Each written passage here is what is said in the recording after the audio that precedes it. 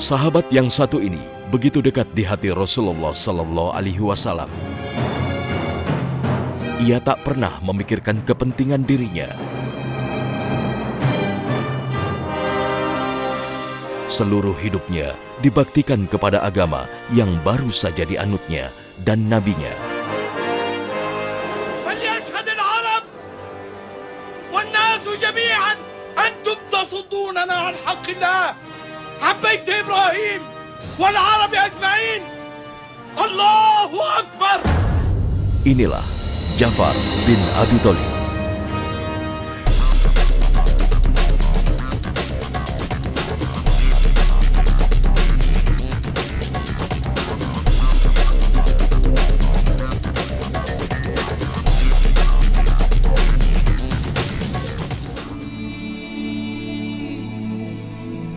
Lahir di Mekah pada tahun 566 Masehi dari keluarga besar mulia Bani Hashim. Ayahnya Abu Thalib, paman Rasulullah Sallallahu Alaihi Wasallam dan terbilang saudara kandung Ali bin Abi Thalib. Selain karena memiliki hubungan kekerabatan dengan Nabi, ia begitu agung lantaran memiliki budi dan fisik yang mirip dengan Nabi. Ayahnya Ja'far adalah Abu Thalib, ibunya adalah Fatimah binti Asad. Ini adalah dua orang tua yang bukan saja berjasa bagi Ja'far dan Ali, tapi juga berjasa bagi Rasulullah SAW. Karena setidaknya di usia Nabi SAW 12 tahun sampai Nabi menikah, itu dalam asuhan keluarga ini, sepasang suami istri ini. Sehingga ini keluarga yang sangat berjasa bagi Muhammad SAW. Hanya saja Nabi Muhammad memilih untuk mengambil Ali untuk diasuh, dan saat itu Ja'far adalah salah satu putranya Abu Thalib yang ada dalam asuhan Abu Thalib. Rasulullah SAW memang pernah menyampaikan khusus kepada Ja'far, ini salah satu kelebihan Ja'far. Kata Nabi, "Ashbahta khuluqi wa khalqi." Kamu adalah orang yang mirip dengan aku dari sisi akhlak dan dari sisi postur tubuh. Sehingga disebutkan di dalam sejarah ada 5 orang yang memang mirip dengan Rasulullah Shallallahu Alaihi Wasallam. Di antaranya adalah Ja'far bin Abi Thalib. Jadi secara fisik Ja'far mirip, tapi ternyata bukan hanya fisik. Sampai Nabi mengatakan kamu bahkan mirip secara akhlak dengan aku. Dan ini juga pujian untuk Ja'far bin Abi Thalib radhiyallahu anhu. Istrinya Asma binti Umais. Pasangan muda Bani Hashim ini bergabung dalam barisan kaum muslimin sejak dari awal. Sejarah mencatat Ja'far memeluk Islam di urutan ke-32 sebelum Nabi memasuki rumah Darul Arqam dalam mengajarkan Islam kepada kaum muslimin.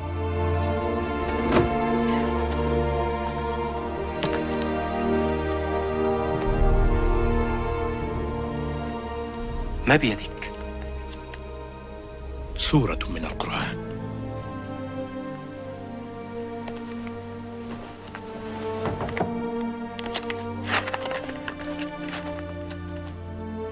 بسم الله الرحمن الرحيم.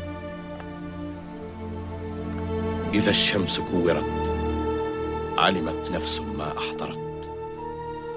صدق الله العظيم. جعفر، هل كنت هناك عندما أنزل الله عليه هذه الكلمات؟ كان يرتعد تحت دثاره، وكانت أسنانه تصطك، وكان يحاول أن يوقف رعشته، ثم يبدأ يفيق ويتكلم. Disebutkan dalam riwayat bahwa Ja'far saat itu sedang melewati satu tempat, dan muslimin saat itu sudah dapat perintah sholat 2 rakaat di pagi hari dan 2 rakaat di sore hari sebelum sholat perintah 5 waktu turun di Isra dan Mi'raj. Rasulullah SAW saat itu sholat bersama Ali bin Abi Thalib, dan biasanya kalau mereka sholat berdua mereka bersembunyi di lembah biasanya. Saat itu Ja'far lewat kemudian melihat, dan Ja'far belum masuk Islam. Maka di saat itulah kemudian nanti Ja'far tertarik dengan Islam, dan kemudian dia menyatakan diri masuk Islam. Sejarah menyebutkan bahwa Ja'far masuk Islam sebelum Nabi masuk ke rumah Arqam bin Abil Arqam.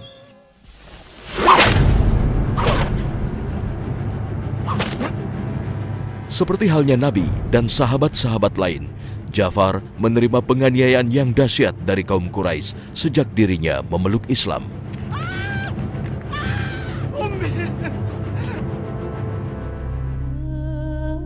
Namun Ja'far tetap bersabar menerima segala cobaan yang menimpa. Ja'far bahkan begitu bersemangat membantu dakwah Rasulullah Sallallahu Alaihi Wasallam.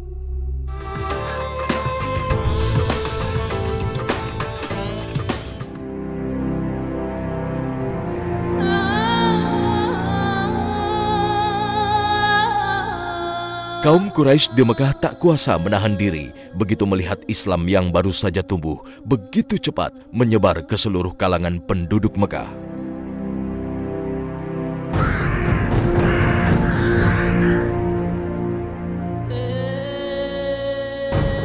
Penganiayaan besar-besaran terjadi untuk menghentikan laju penyebaran Islam.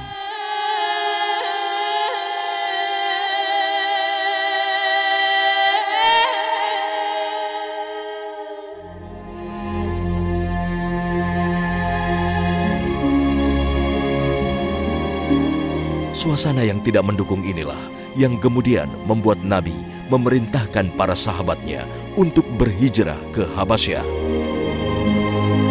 Ja'far menjadi pemimpin dalam rombongan ini. Kenapa harus Ja'far? Ternyata Nabi memilih orang yang sangat tepat. Bahwa Ja'far punya akhlak. Ja'far adalah orang yang mampu berinteraksi dengan orang, yang orang begitu berinteraksi tertarik dengan dirinya. Karena kepribadiannya sangat agung, siapapun dia, Muslim ataupun non-Muslim. Karena negeri Habasyah bukan negeri Muslim, tapi mereka negeri yang taat dengan agamanya, yaitu agama Nasrani saat itu. Sampai rajanya pun agama Nasrani. Nah, Ja'far adalah orang yang dipilih Nabi karena akhlaknya yang mulia. Satu. Yang kedua, Ja'far punya kemampuan juga berkomunikasi. Sangat diperlukan. Pasti di tengah suasana wilayah yang bukan sederhana menghadapinya seperti itu, maka diperlukan orang seperti Ja'far radhiyallahu anhu. فرسان احترسوا.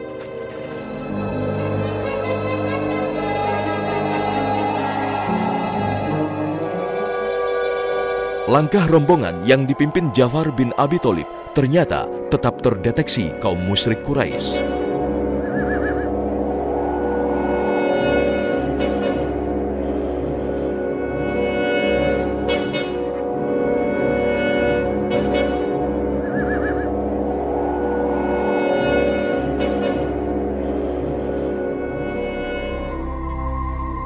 Mereka pun kebingungan dan segera mengirim utusan seorang ahli diplomasi, yaitu Amr bin As, untuk mengembalikan rombongan muslimin kembali ke Mekah. عمرو، ألست صديق ملكها؟ أظنني صديقة. هل في وسعك أن تستغل هذه الصداقة؟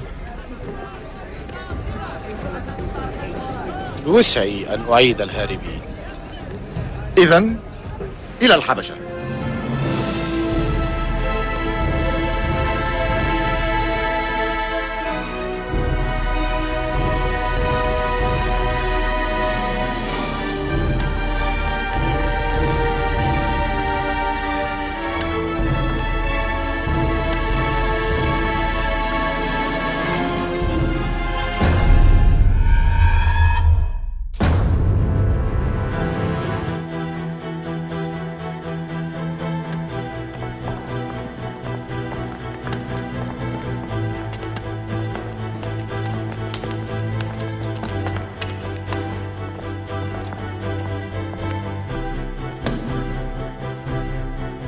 Amr bin As pun menghasut Raja Najasyi agar menolak keberadaan muslimin di negerinya. ألا تنحنون لنبيكم؟ نحن لا نركع لغير الله وحده. محمد علمنا أنه عبد الله ورسوله. رسول الله؟ أين هي معجزاته يا جعفر؟ هل يرقى إلى السماء؟ هل مشى فوق الماء؟ هل شفى المرضى أو وهب العميان البصر؟ هل أحيا الموتى؟ أين هي معجزاته يا جعفر؟ هذا صحيح. لا بد للأنبياء من معجزات ليعرف الناس أنهم مرسلون من عند الله. معجزة محمد هي القرآن. كلمات اكتتبها أمي ودعاها على الله. هل يرى ملك الملوك لهم حجة بعدما سمع؟ سمعت ما يكفي. حجتكم ضعيفة.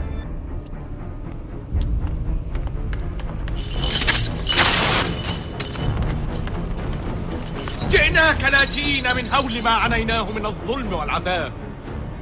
قال لنا محمد اذهبوا إلى الحبشة فإن بها ملكا لا يظلم عنده أحد. ما يسمونه الظلم هو العقاب العادل لهؤلاء. لماذا أرسلكم إلي محمد؟ لأنك من أهل الكتاب، إيمانك بالله يلهمك حمايتنا. أرأيت أيها الملك؟ حديثهم كسراب يحسبه الظمآن ماء. لقد ألزموني الحجة، لا مناص من الإصغاء إليهم يا صديقي.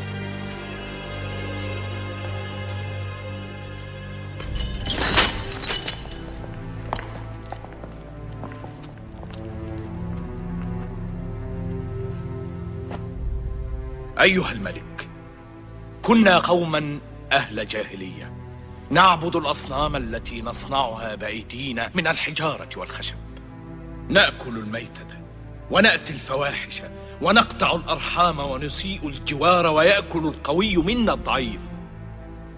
فكنا على ذلك حتى بعث الله إلينا رسولا منا نعرف حسبه وصدقه وأمانته وعفته، فدعانا إلى الله لنوحده ونعبده ونخلع ما كنا نعبد نحن وآباؤنا من الحجارة والأخشاب. أنتم تفترون على آلهتنا بالكذب. نحن لا نعبد في آلهتنا الخشب ولا الحجارة، نحن نعبد الروح التي تسكنها ونتقرب بها إلى الله زلفى. ليس كل العابدين يفهمون ما تفهم يا عمرو. بماذا يأمركم دينكم؟ يأمرنا أن نعبد الله ولا نشرك به شيئا، وبالصلاة، وأمرنا بصدق الحديث وأداء الأمانة وصلة الرحم وحسن الجوار والكف عن المحارم والدماء، ونهانا عن الفواحش وقول الزور وأكل مال اليتيم وقذف المحصنات. المحصنات؟ وماذا في دينكم عن النساء؟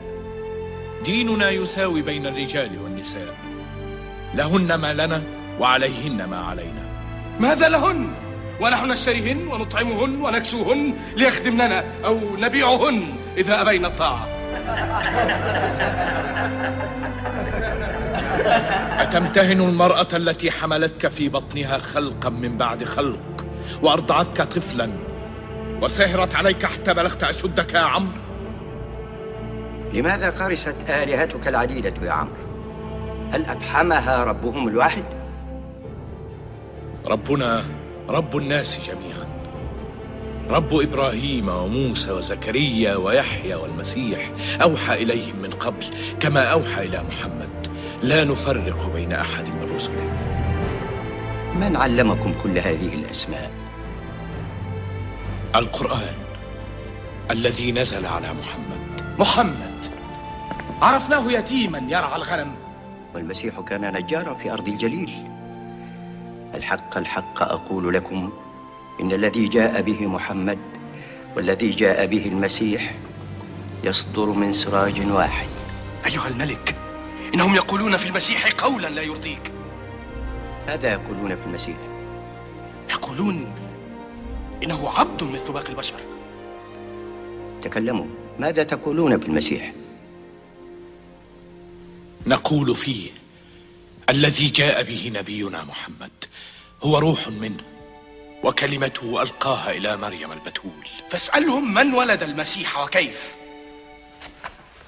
هل جاء في قرآنكم عن مولد المسيح شيء؟ نعم، فهل تأذن لي أن أتلوه؟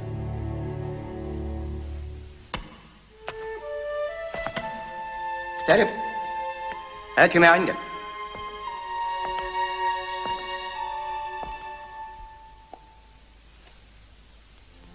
بسم الله الرحمن الرحيم. قالت: إني أعوذ بالرحمن منك إن كنت تقيا. قال: إنما أنا رسول ربك لأهب لك غلاما زكيا. قالت: أنى يكون لي غلام ولم يمسسني بشر ولم أك بغيا. قال: كذلك قال ربك هو علي هين ولنجعله آية للناس ورحمة منا وكان أمرا مقضيا. صدق الله العظيم.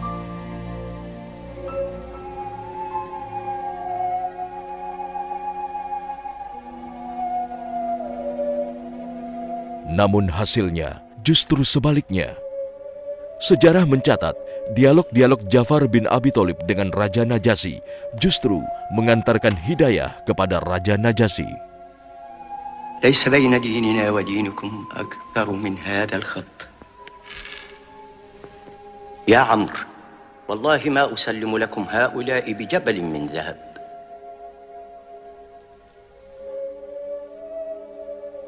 انطلق يا جعفر ومن معك وعيشوا في أرضي بسلام حتى يأذن الرب لكم بالعودة. Hasil yang paling hebat dari Ja'far adalah Ja'far mampu mengislamkan sang raja. Ini ada karya yang luar biasa. Najasyi masuk Islam, tetapi karena keadaan politis Najasyi harus menyembunyikan keislamannya. Bukti bahwa Najasyi Islam adalah kalimat Rasulullah SAW saat nanti Najasyi meninggal. Nabi mendapatkan wahyu bahwa Najasyi meninggal, maka Nabi SAW memerintahkan agar muslimin di Madinah untuk menyolatkan secara gaib bagi jenazah Najasyi yang ada di negeri Habasyah. Ja'far dan muslimin pun tinggal di negeri Habasyah dengan aman di bawah perlindungan Raja Najasyi hingga sekitar 10 tahun lamanya. Pada tahun 7 Hijriah, Ja'far dan istrinya meninggalkan Habasyah dan langsung ke Madinah. Kedatangan Ja'far di Madinah disambut dengan sukacita oleh Rasulullah Sallallahu Alaihi Wasallam. Sampai di Madinah saat Nabi Sallallahu Alaihi Wasallam baru saja menang peperangan di perang Khaybar, sehingga ada satu pertemuan yang sangat menarik ya, untuk kita lihat karena ini adalah antara sepupu, yaitu Ja'far dan Muhammad SAW. Belum lagi Nabi begitu dekat karena kedekatan akhlak dan bahkan kemiripan wajah. Ini ada hubungan sangat emosional, selain hubungan akhlak, agama, juga hubungan persaudaraan. Datang Ja'far, sejarah menyebutkan dipeluklah Ja'far, dicium keningnya oleh Nabi SAW. Nabi mengeluarkan kalimat beruntun. Kata Nabi, ala ahbulak, ala ubashiruk, ala amnahuk, ala. Nabi mengeluarkan kalimat seperti yang semuanya adalah, maukah kamu aku berikan kabar gembira, maukah kamu aku berikan sesuatu, maukah kamu, subhanallah, kalimat seperti orang yang begitu dalam rindunya. Rasul sendiri sampai mengatakan tentang Ja'far, karena kedatangan Ja'far adalah baru saja Nabi menang di sebuah peperangan sangat besar tahun 7 Hijriah, yaitu di perang Khaybar, yaitu perangan melawan Yahudi di benteng terakhir mereka di Khaybar. Nabi mengatakan, aku tidak tahu, aku begitu bahagia hari ini, apakah karena kemenanganku di Khaybar atau karena kedatangan Ja'far. Jadi Nabi seakan ingin menyamakan sebuah peperangan yang begitu besar disamakan dengan kedatangan seorang Ja'far. Sekaligus Nabi ingin mengatakan bahwa hari ini aku mendapatkan dua kebahagiaan yang sangat besar, yaitu kemenangan muslimin di Khaybar melawan Yahudi dan kedatangan Ja'far bin Abi Thalib radhiyallahu anhu. Kedatangan Ja'far juga disambut kaum muslimin lainnya, khususnya orang-orang miskin. Karena Ja'far dikenal luas di masyarakatnya sebagai orang yang sangat pengasih pada orang-orang miskin. Itulah mengapa Ja'far disebut-sebut sebagai Abul Masakin atau bapak orang-orang miskin. Tak lama setelah kedatangan Ja'far di Madinah, pada awal tahun 8 Hijriah, Ja'far diangkat sebagai Panglima Perang Mu'tah. Perang besar melawan kaum Romawi yang berjumlah sekitar 200.000 melawan muslimin yang hanya 3.000 orang membuat Ja'far kehilangan 2 tangan dan kakinya, sekaligus mengantarkannya gugur di medan perang sebagai syahid. Rasul di Madinah mendapatkan berita, muslimin belum banyak yang tahu. Istri Ja'far pun belum tahu kalau Ja'far syahid. Rasul datang ke rumah Ja'far, pemandangan yang sangat haru. Kemudian kata Rasul pada istrinya Ja'far, aina banu Ja'far, mana anak-anak Ja'far, kumpulkan sini. Dikumpulkan, dipeluk oleh Nabi SAW. Kemudian Nabi SAW memeluk seluruh anak-anak Ja'far, diciumi satu-satu oleh Nabi SAW. Nabi menangis sampai basah jenggot Nabi SAW. Kemudian Nabi berkata kepada istri Ja'far, karena istri Ja'far bertanya, apakah engkau mendapatkan berita tentang Ja'far yang tidak baik? Kata Nabi, ya, Ja'far syahid di medan pertempuran di Mu'tah.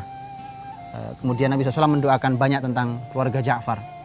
Dan Rasulullah SAW kemudian nanti suatu hari pun menghibur istrinya dengan mengatakan pada istrinya bahwa Nabi mengatakan, jawablah salam karena Ja'far menyampaikan salam dari surga untukmu. Ini juga bukti bahwa Ja'far adalah ahli surga. Ja'far oleh Allah Subhanahu wa taala berkata kepadaku di surga sana bahwa Ja'far telah digantikan Allah dengan 2 sayap karena putus kedua tangannya. Dia terbang dengan 2 sayapnya di surga. Sejak itulah maka Ja'far mendapatkan sebutan Ja'far At-Tayyar atau Ja'far Dzul Janahain, Ja'far yang terbang di surga atau Ja'far yang memiliki 2 sayap. Setiap Abdullah bin Umar radhiyallahu anhuma berjumpa dengan putranya Ja'far, dia selalu memanggilnya ya bna Dzil Janahain, wahai putra dari orang yang memiliki 2 sayap. Satu hal yang sangat mulia, dan ini betapa Nabi SAW begitu dekat dengan keluarga Ja'far radhiyallahu anhu. Ja'far dimakamkan di Mu'tah, Yordania, di kawasan yang hingga kini tetap lestari sebagai situs penting. Usia Ja'far memang cukup singkat dalam mengenyam agama yang dicintainya.